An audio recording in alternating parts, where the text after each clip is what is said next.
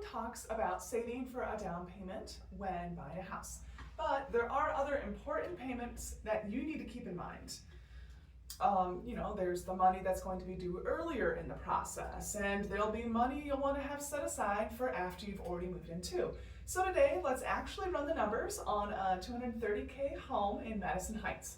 I want you thinking about your down payment plus some earnest money, inspection, closing costs, and a little bit of a cushion after you moved in.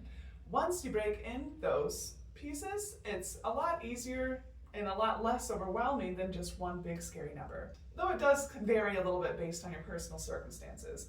I think people do get caught off guard because they only hear about the down payment. Nobody's talking about earnest money or the inspection fee until you're already under contract.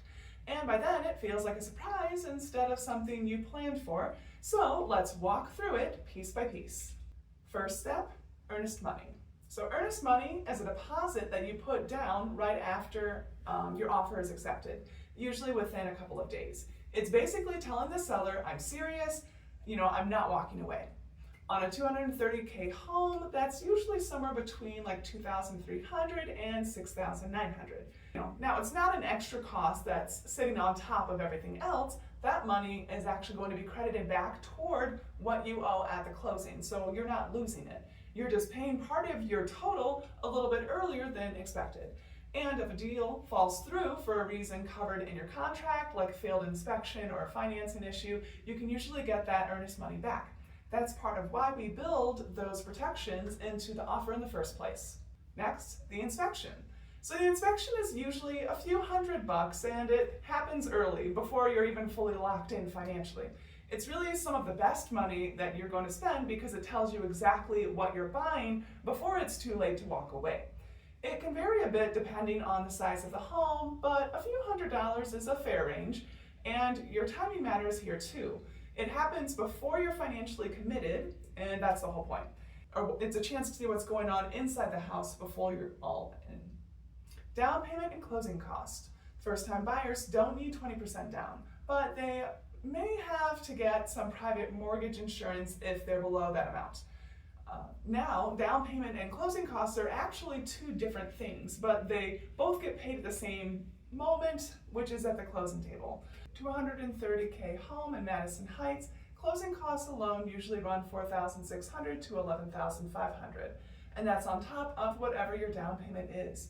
So there are options for first-time buyers that go a lot lower than 20%, sometimes 3 to 5, and closing costs are pretty standard, but there's sometimes room to negotiate who's paying what.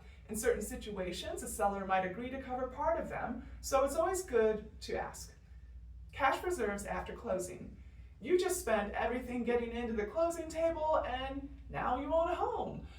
Something's going to need attention eventually, whether it's repair or something you just want to change.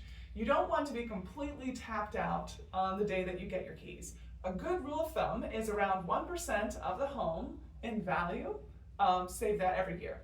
So on a $230K home, that's about $2,300. So you won't spend that every single year, but it's smart to have it on hand. Personally, I'd keep it in a high yield savings account just to get a little interest while keeping it liquid enough to pull out when needed. But that's just me. If someone spends every dollar just to close, they end up house rich and cash poor. And the first surprise expense becomes a real problem instead of just an inconvenience. So please don't do this yourself. I'd rather see someone buy a home slightly less than what they can afford so that they'll have cash on hand while building equity toward a future home. So let's actually run the numbers on a $230K home in Madison Heights. Say you're putting about 5% down, that's about $11,500. Closing costs usually land somewhere in the middle of that 2 to 5% range, so figure around $8,000. The inspection is a few $100, let's just say $400. Add that up and you're looking at roughly $19,900 to actually get to the closing table. Your earnest money isn't extra on top of that, it gets folded in with what you've already put down there. So I'd want to have a little bit more set aside at closing, maybe $2,000 to $2,500, so just you're not tapped out the day you get your keys. Realistically, somewhere around $22,000 total is a safe number to be working toward. So it's not just the $11,500 down payment itself. The biggest mistake I see is only saving for that down payment and stopping there. So the earnest money or the inspection, it can catch you off guard when you're already feeling stressed, not to mention that the cushion, you should budget for after the purchase is complete in case anything unexpected comes up.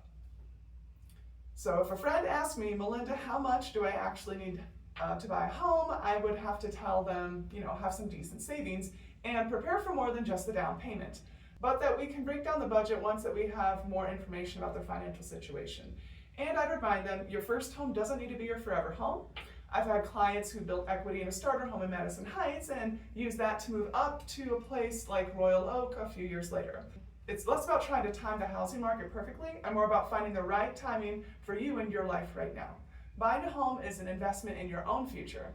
And if you're thinking about buying and you want to figure out where you actually stand, please reach out. No pressure, just information. So let's map out your next step together.